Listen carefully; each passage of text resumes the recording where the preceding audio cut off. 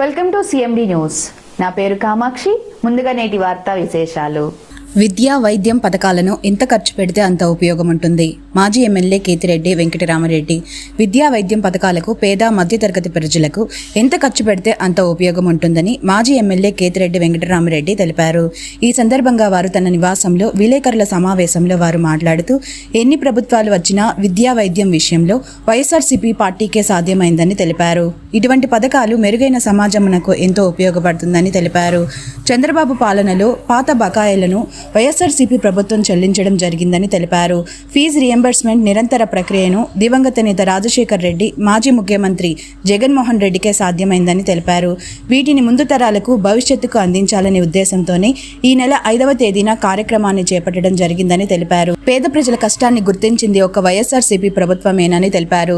పేద ప్రజల కుటుంబాలకు ఉన్నతమైన విద్యను అందించాలన్నదే లక్ష్యమని వారు తెలిపారు. విద్యా వైద్య విషయంలో మెరుగైన సమాజంలో తలెత్తుకునే పరిస్థితిని కల్పించింది విద్య మాత్రమే అని తెలిపారు. 2800 కోట్ల బకాయిని చంద్రబాబు పెండింగ్ పెడితే వాటిని ఆనాటి వైఎస్ఆర్సీపీ ప్రభుత్వం చెల్లించడం జరిగిందని వారు గుర్తు చేశారు. ఆరోగ్యశ్రీ ద్వారా పేద ప్రజలకు కార్పొరేట్ ఆసుపత్రుల్లో ఉచితంగా మెరుగైన వైద్యమును అందించడం జరిగిందని తెలిపారు. ఈ నెల 5వ తేదీన చర్చ్ చేపట్టిన కార్యక్రమాన్ని ప్రతి ఒక్కరూ పాల్గొని జయప్రదం చేయాలని తెలిపారు. మీ అందరికీ తెలిసినది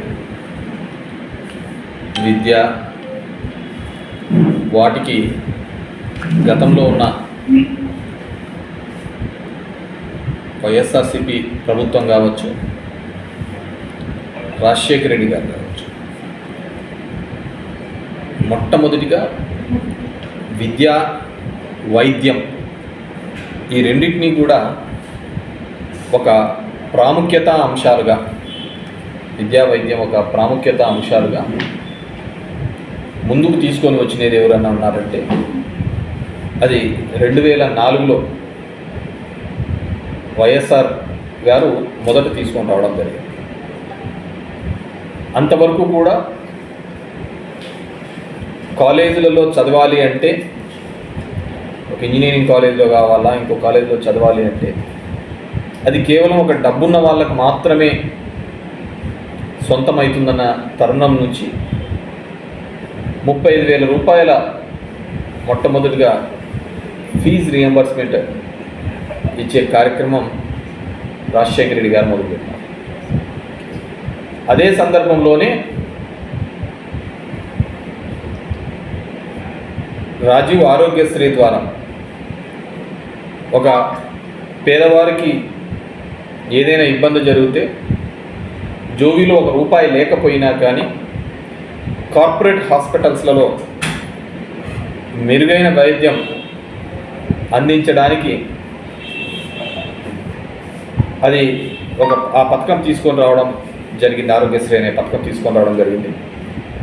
దాని ద్వారా ఎన్నో లక్షల యొక్క ప్రాణాలు కాపాడడం జరిగింది, ఎన్నో గుండెలు నిలబెట్టడం జరిగింది. మొదలైనటువంటి ఈ కార్యక్రమం తర్వాత ఎవడొచ్చినా, ఏ నాయకుడు వచ్చినా కానీ వాటిని ముందుకు తీసుకోబోయే ప్రయత్నమే చేశారు, నిలపాలనే ఆలోచన చేయలేదు. కానీ దాన్ని ఎన్హాన్స్ చేసుకుంటూ పోయిన వాళ్ళు, దాన్ని పెంచిన నాయకుడు ఎవరైనా ఉన్నారంటే, ప్రభుత్వం ఏదైనా ఉందంటే అది ఒక వైఎస్ఆర్ ప్రభుత్వమే, వైఎస్ఆర్సీపీ ప్రభుత్వం. జగన్మోహన్ రెడ్డి గారు ముఖ్యమంత్రి అయిన తర్వాత నీ ఫీజు అది 35,000తో మొదలుపెట్టినది, నీ ఫీజు ఎంతైనా సరే ఉండని అది నేను కడతాను అని చెప్పేసి ఒక నమ్మకాన్ని కలిగించిన వ్యక్తి జగన్మోహన్ రెడ్డి. అదేవిధంగా ఆరోగ్యశ్రీ అనే దాంట్లో సుమారు 2,000 పైచిలుకు జబ్బులు కూడా దాంట్లో కలిపి వాళ్ళకు మెరుగైన వైద్యం చేయించిన వ్యక్తి జగన్మోహన్ రెడ్డి గారు. సరే, ఈరోజు 5న మేము చేసే ధర్నాకి భవిష్యత్తు, మన పిల్లల భవిష్యత్తు, నా కష్టం రాకూడదని ఆ పిల్లల్ని చదివించే ప్రతిసారి కూడా ఏ ప్రభుత్వం ఏ విధంగా సాయం చేసిందని, మన సమాజం ఏ విధంగా తయారైందంటే అది నాతో కావచ్చు, ఎవడైనా కావచ్చు, ఎవరైనా సాయం చేస్తే తొందరగా మర్చిపోతాం, ఎవరైనా చేయకపోతే అది బాగా గుర్తుపెట్టుకుంటారు. సాయం చేసినోని మరవకూడదు అనే ఇంకిత జ్ఞానం లేకుండా పోయిన సమాజంలో బతుకుతున్నాం. సాయం చేసినోని మర్చిపోతాను.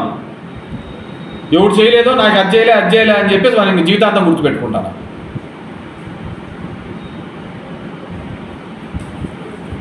అది చాలా దరిద్రమైన. ఎందుకంటే ఇంతకుముందు కూడా చెప్పిన కార్పొరేట్ కాలేజీలకు, కార్పొరేట్ స్కూల్స్కు నేను పూర్తిగా వ్యతిరేకం. ఆ రోజు అని చెప్తున్నాను, ఈ రోజు చెప్తున్నాను. నాకు ఎన్నో చూసేసి అసలు చదువుకునే వాళ్ళు, ఇంటర్మీడియట్ చదువుకునే వాళ్ళు, ఇంకోటి చదువుకునే వాళ్ళు, చదువు రాలేదని, మార్కులు రాలేదని, ఇంకోటని చచ్చిపోయేంత పరిస్థితి ఎందుకు వస్తుంది? ఒక చిన్న బాల్యంలో ఉన్న భర్తకు ఆత్మహత్య చేసుకోవాలనే ఉద్దేశం ఏ విధంగా కలుగుతోంది? ఫీజులు. Malinidevi multi speciality hospital, Christian Peta, 5వ line, Kavali. Doctor Battina Narendrababu, MBBS, MS, general and laparoscopic surgeon.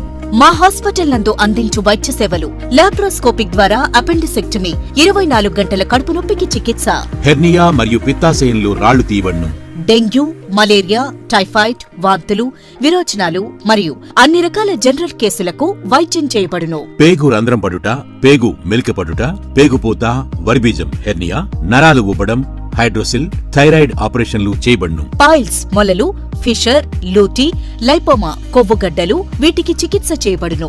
కడుపులో పేగుపూతకు ఎండోస్కోపిక్ చేయబడును. శరీరంలో ఇతర కురుపులకు వైద్యం చేయబడును. అన్ని రకాల పాయిజన్ కేసులు చూడబడును. పాము కాటు, తేలుకాటుకు ప్రత్యేక వైద్యం.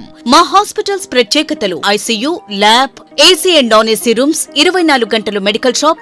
అత్యవసర కేసులు అన్ని వేళలా చూడబడును. Malinidevi multi speciality hospital, Christian Peta, 5వ లైన్, కావలి. ఫోన్ నంబర్స్ 9398665676 మరియు 08626245167.